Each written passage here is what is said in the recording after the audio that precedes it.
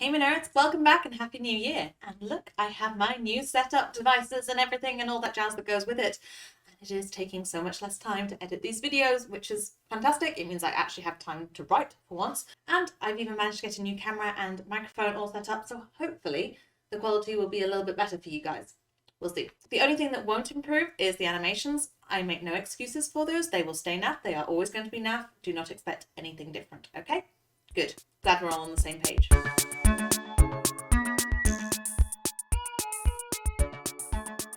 So it's been a good week, especially because I finally got around to watching Arcane. And my goodness, the animations, the artistry, it is beautiful. Isn't it just incredible? It shows what can happen when people actually invest in fantasy. And I hope more fantasy will be adapted this way. Save your special effects budgets. We don't need them. We have fantastic artists who care passionately about bringing a project to life.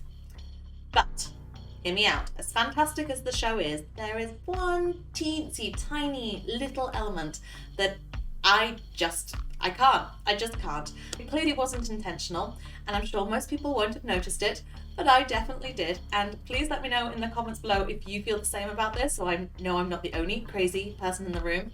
But so what is it that's got my lab coat in a twist? Well, that would be this guy. In case you haven't seen Arcane yet, stop this video now and go watch it because it's fantastic. This is Heimerdinger, a renowned, respected figure in the city of Piltover. He's a scientist, professor, dean, and he's basically helped mold the city into the shape that it's in now. He's been there for, well, he helped found it, so since the beginning. But did I mention that he's a scientist?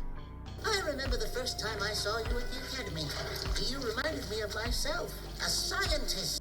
It probably doesn't require a PhD to figure out where I'm going with this video. Now granted, as much as I know from Piltover is from the show Arcane. I'm not a League of Legends buff, I don't know it from that. All I know on the subject of Heimerdinger is what they've told me about in the show, which isn't much. I cringe every time Heimerdinger speaks. And it's exactly the same reaction I got during the last Spider-Man when they're doing science. I'm not sure if it comes from a global misunderstanding of what science is or how science actually works, or maybe it's an attempt to make science seem sexy.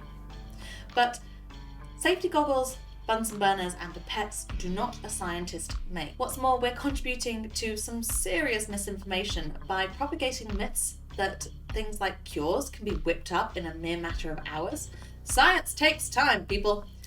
Validating, testing, all of that for the results, that is a serious process that just gets missed out in these shows because we need to hurry things up. Anyway, back to Arcane and its caricature of scientists. We, the pioneers of science, can use it for good.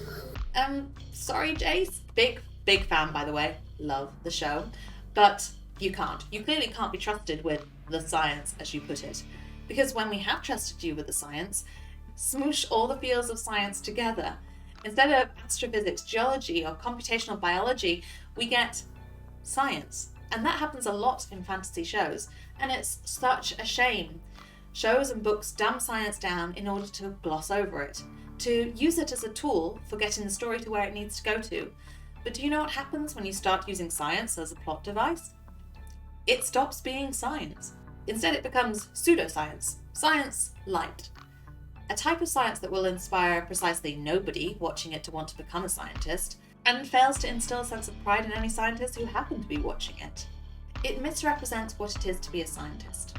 Scientists all have incredibly niche areas of expertise that they have spent many years specializing in and building up their understanding of. In many ways, the end result of this is scientists working in ways that other scientists can't communicate with them about because they're all speaking their own specialist languages. I did my PhD in developmental neuroscience, and it is crazy to think that I would be able to understand what someone working on maybe the origins of life is doing without some serious study put into it. I certainly wouldn't be able to meaningfully contribute to any conversation about their research results anytime soon. And this is just one way that science keeps being misused in fiction, but how can you avoid it in your writing? That I can tell, the main reason is because of the way that we tell people to build up their characters. We tell them to bullet list who a character is, so that you can give them defining features that will help distinguish them from other characters.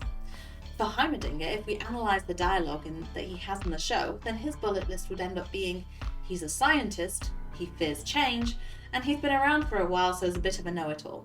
Never mind for a moment that one of those is a profession, not a personality type. Look how limited he comes out as a character. And I know it's built up this way because that's the information they were given when they built him up as a character from the League of Legends character, but they could have done more. Compare him to what they did with Jinx, who they had a similar lack of information to start with, and see how much more complicated Jinx is as a character. Jinx is also a scientist, despite the fact that nobody is putting her in that box.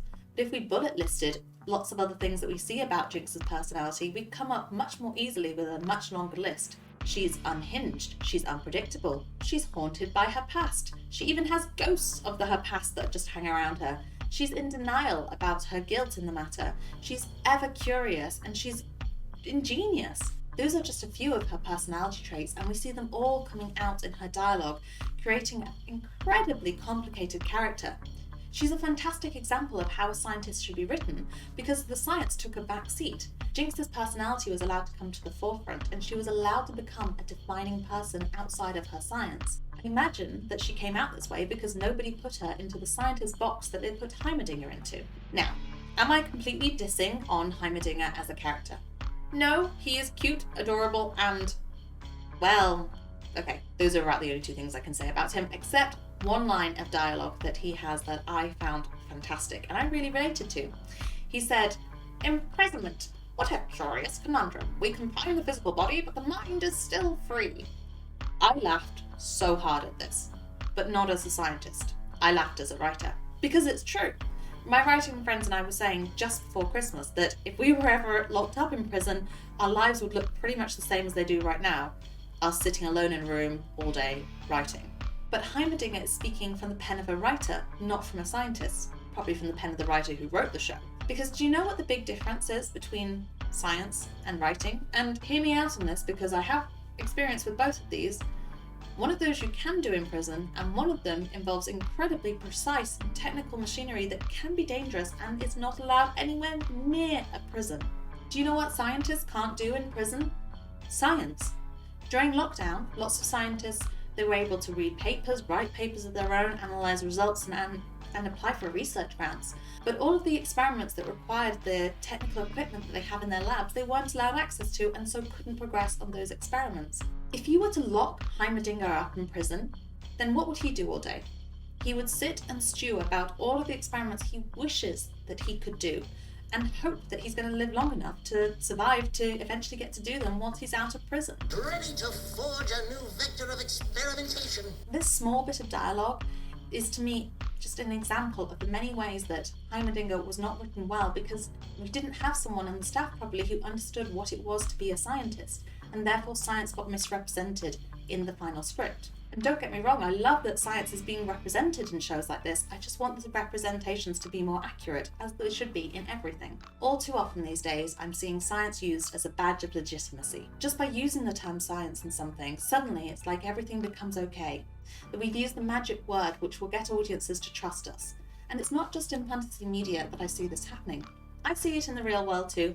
I'm watching you, real world. But the good news is that I don't think this trend of misrepresenting science is actually going to continue for all that much longer.